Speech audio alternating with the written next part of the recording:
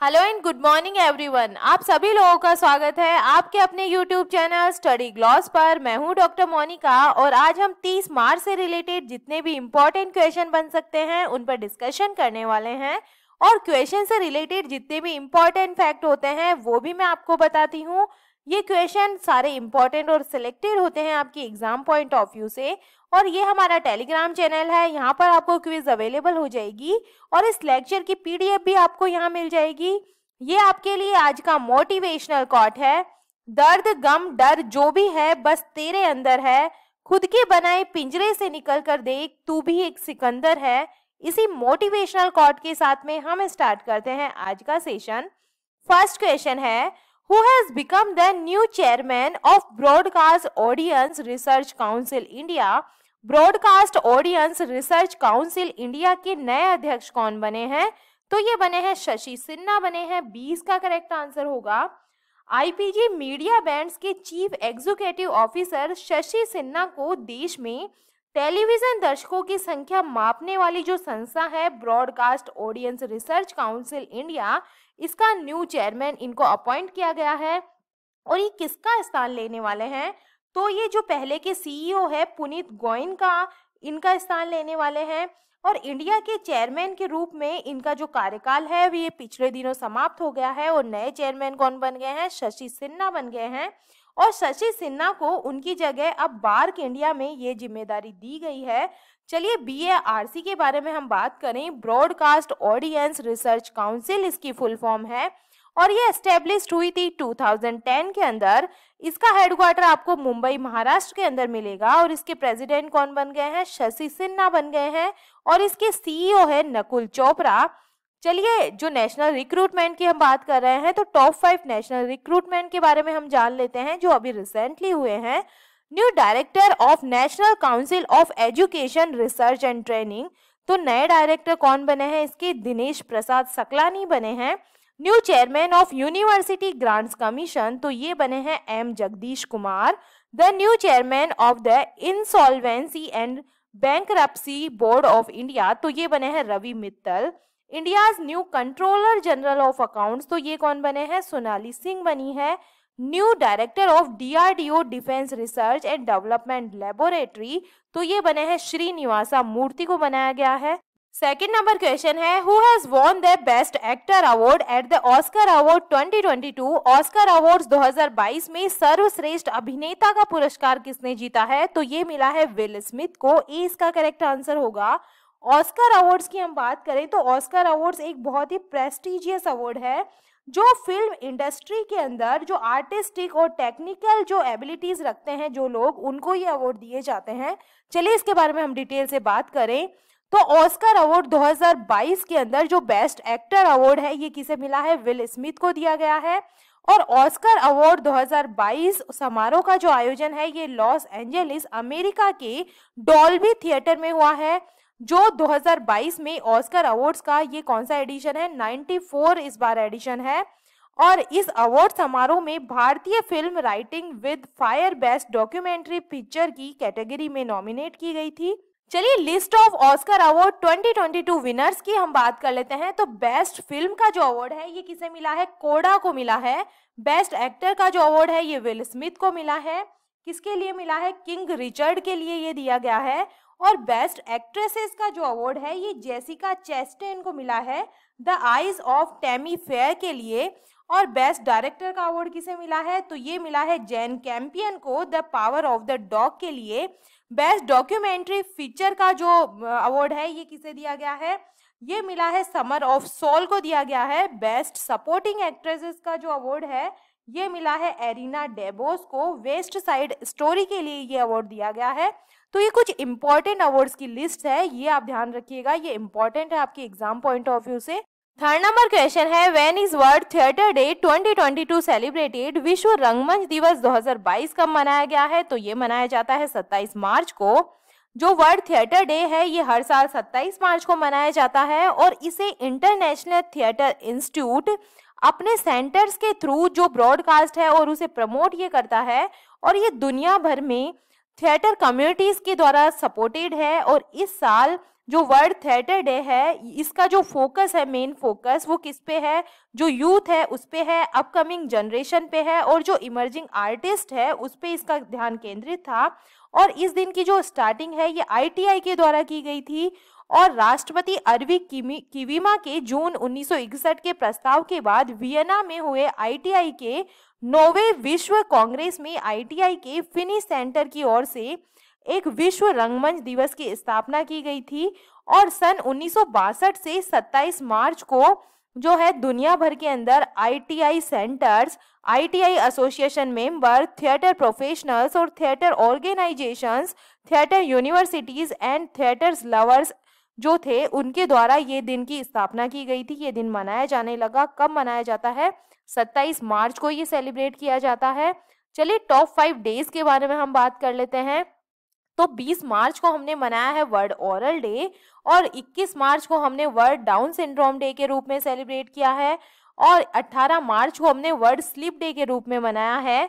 और global recycling day हमने कब मनाया है? 18 मार्च को। International Day of Action 2022 celebrated for rivers, तो ये मनाया हमने 14 मार्च को। 4 नंबर क्वेश्चन है, according to the Annual Frontier Report 2022 release by the United Nations Environment Programme, which city has become the world's most noise polluting city? United Nation Environment Programme द्वारा जारी वार्षिक फ्रंटियर रिपोर्ट 2022 के अनुसार दुनिया का सबसे ज्यादा ध्वनि प्रदूषण वाला शहर कौन सा बना है? तो ये बन गया है बांग्लादेश का ढाका बन गया है। 20 का करेक्ट आंसर होगा। इंडिया की हम बात करें तो इंडिया का जो मुरादाबाद है ये इसके अंदर, इस इंडेक्स के अंदर 2nd पोजीशन पे रहा है, और जो पाकिस्तान का इस्लामाबाद है ये कौन सी पोजीशन पे रहा है? ये इस इंडेक्स में 3rd पोजीशन के अंदर रहा है। और सबसे ज्यादा जो नॉइस पॉल्यूशन वाला जो सिटी है ये कौन सी बनी है? ढाका बनी है।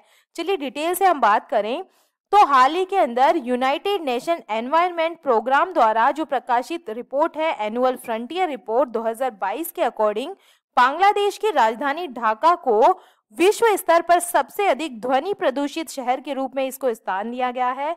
और रिपोर्ट के अकॉर्डिंग शहर ने 2021 में सबसे हाई लेवल जो नॉइस पोल्यूशन है ये कितना दर्ज किया गया है? 119 डेसिबल जो नॉइस पोल्यूशन है ये रिकॉर्ड किया गया है। और उत्तर प्रदेश का जो मुरादाबाद है इसके अंदर कितना जो नॉइस पोल्यूशन है ये है 114 डेसिबल, ये रिकॉर्ड किया गया है। ये 2nd पोजीशन पे है। और पाकिस्तान की जो कैपिटल है इस्लामाबाद ये 3rd पोजीशन पे है। और यहाँ पे जो नॉइस पॉल्यूशन है ये मैक्सिमम जो रिकॉर्ड किया गया है ये रहा है 105 डेसिबल। और रिपोर्ट के अकॉर्डिंग दुनिया के सबसे शांत शहर कौन से हैं? तो 60 डेसिबल पर इरब्रेड, और 69 डेसिबल पर लियोन, 69 डेसिबल यहाँ पे है मैड्रिड का, और 70 डेसिबल पर स्टॉकहोम, और 70 डेसिबल पर बेलग्रेड है। ठीक है। और दुनिया भर के जो टोटल 61 जो शहर है इसको इस इंडेक्स के अंदर स्थान दिया गया था, जिसके अंदर 13 जो शहर है वो साउथ एशिया से है। ठीक है। और जिनमें से जो 5 है ये भारत के हैं। WHO के दिशा निर्देशों में कहा गया है कि 70 डेसिबल से अधिक आवृत्ति की जो ध्वनि होती है, नॉइस होती है, ये क्या होती है? हेल्थ के लिए हानिकारक होती है, और ये ध्वनि प्रदूषण की जो श्रेणी है इसके अंदर चली जाती है। UNEP का जो हेडक्वार्टर है ये आपको कहाँ मिलेगा? ये नैरोबी केनिया के अंदर आपको मिलेगा। और सबसे जो ज्यादा ध्वनि प्रदूषण कौन सी सिटी के अंदर पाया गया है? ढाका बांग्लादेश के अंदर पाया गया है। तो आप ये ध्यान रखिएगा। 5 नंबर क्वेश्चन है, on which day the Union Environment Minister has announced to celebrate National Dolphin Day every year? केंद्रीय पर्यावरण मंत्रालय ने हर वर्ष किस दिन राष्ट्रीय डॉल्फिन दिवस मनाने की घोषणा की है? तो ये मनाया जाएगा 5 अक्टूबर को ये मनाने की घोषणा की है। सी इसका करेक्ट आंसर होगा। चलिए डिटेल से हम इसके बारे में बात करें तो केंद्रीय पर्यावरण, वन और जलवायु परिवर्तन मंत्रालय ने प्रतिवर्ष 5 अक्टूबर को राष्ट्रीय डॉल्फिन दिवस के रूप में मनाने को नामित किया है। और ये डॉल्फिन के संरक्षण के लिए जो अवेयरनेस है इसको क्रिएट करने के लिए ये कदम उठाया गया है, और एक बहुत ही ऐतिहासिक कदम है जिसे 2022 से ही मनाना शुरू किया जाएगा। और ये जानकारी केंद्रीय पर्यावरण, वन और जलवायु परिवर्तन मंत्री भूपेंद्र यादव के द्वारा 25 मार्च 2022 को नई दिल्ली में संपन्न हुए राष्ट्रीय वन्य जीव बोर्ड की स्थायी समिति की 67वीं बैठक के दौरान की गई थी। और डॉल्फिन एक स्वस्थ जलीय पारिस्थितिक तंत्र के आदर्श पारिस्थितिक संकेतक के रूप में काम करती है और डॉल्फिन के संरक्षण से प्रजातियों के अस्तित्व और उनकी आजीविका के लिए जलीय प्रणाली तंत्र पर निर्भर लोगों को भी इसके अंदर लाभ होगा। 6 नंबर क्वेश्चन है, who has won the women's single title in the Swiss Open Super 300 badminton tournament 2022। Swiss Open Super 300 badminton tournament 2022 में महिला एकल का खिताब किसने जीता है? तो ये जीता है पीवी सिंधु के द्वारा। 20 का करेक्ट आंसर होगा। Swiss Open Super 300 badminton tournament में भारत की पीवी सिंधु ने थाईलैंड की बुसानन ओंगबामरुंगफान को हराकर महिला एकल जो खिताब है ये अपने नाम किया है। और टूर्नामेंट में अपना लगातार दूसरा फाइनल खेलते हुए डबल ओलंपिक पदक विजेता सिंधु ने सेंट जैकब शाले मैदान में चौथी वरीयता प्राप्त बुसानन को 21-16 और 21-8 से बढ़त बनाने में 49 मिनट का इन्होंने समय लिया। चलिए name of other award winner के बारे में बात कर लेते हैं इस टूर्नामेंट के अंदर। तो जो मेन सिंगल का टाइटल है ये किसने जीता है? जोनाथन क्रिस्टी के द्वारा जीता गया है, ये इंडोनेशिया से है। और वुमेन सिंगल का जो टाइटल है ये पीवी सिंधु के द्वारा जीता गया है, ये इंडिया से है। मेंस डबल का जो टाइटल है किसने जीता है? ये जीता है फजर अल्फियन मोहम्मद और रियान अर्दियंतो के द्वारा, ये इंडोनेशिया से है। और वुमेन्स डबल का जो टाइटल है ये किसने जीता है? ये जीता है गैब्रिएला स्टोएव एंड स्टेफनी स्टोएव के द्वारा, ये बुल्गारिया से है। और मिक्स्ड डबल का जो टाइटल है ये किसने जीता है? ये जीता है मार्क लेस्फू और इसाबेल लोहाउ के द्वारा, ये जर्मनी के प्लेयर है। 7 नंबर क्वेश्चन है, where was India's first aluminium body light train inaugurated? भारत की पहली एल्यूमिनियम बॉडी वाली हल्की ट्रेन का उद्घाटन कहाँ किया गया है? तो इसका उद्घाटन किया गया है कोलकाता वेस्ट बंगाल के अंदर। और ministry of housing and urban affair secretary Manoj Joshi ने देश की पहली सबसे हल्की वजन की ट्रेन को हरी झंडी दिखाई है। और कोलकाता के उत्तर पारा में ऑर्गेनाइज एक प्रोग्राम में इस ट्रेन का इनॉग्रेशन किया गया। और ये ट्रेन महाराष्ट्र मेट्रो की पुणे प्रोजेक्ट के लिए एल्यूमिनियम बॉडी से बनी देश की पहली हल्की ट्रेन होगी। और ऐसी ट्रेन का निर्माण मेक इन इंडिया अवधारणा की दिशा में एक बड़ा कदम होने वाला है। ठीक है, भारत के पहले की हम बात कर रहे हैं। तो अभी रिसेंटली हमने पढ़ा था कि कार्बन न्यूट्रल खेती के तरीकों मतलब कार्बन न्यूट्रल फार्मिंग मेथड्स को स्टार्ट करने वाला भारत का जो पहला स्टेट है ये कौन सा बना है? तो ये बना है केरला। ठीक है, और गैर इंटरनेट उपयोगकर्ताओं को डिजिटल भुगतान की पेशकश करने वाली भारत की पहली जो महारत्न कंपनी बनी है ये बनी है BPCL बनी है, भारत पेट्रोलियम कॉर्पोरेशन लिमिटेड बनी है। और अभी राष्ट्रीय ई विधाता एप्लीकेशन कार्यक्रम के माध्यम से पेपरलेस मोड में विधानसभा सत्र आयोजित करने वाला भारत का पहला राज्य कौन सा बना है? तो ये बना है नागालैंड बना है। ठीक है, और भारत का जो पहला स्वदेशी डेजर समुद्री जहाज बनाने के लिए ड्रेजिंग कॉर्पोरेशन ऑफ इंडिया के किस कंपनी के साथ में समझौता ज्ञापन पर हस्ताक्षर किए हैं? तो ये किए गए हैं कोचिन शिपयार्ड लिमिटेड के साथ में। तो ये एक्स्ट्रा कुछ चीजें हैं भारत के पहले इंडियाज फर्स्ट से रिलेटेड, तो ये आप ध्यान रखिएगा।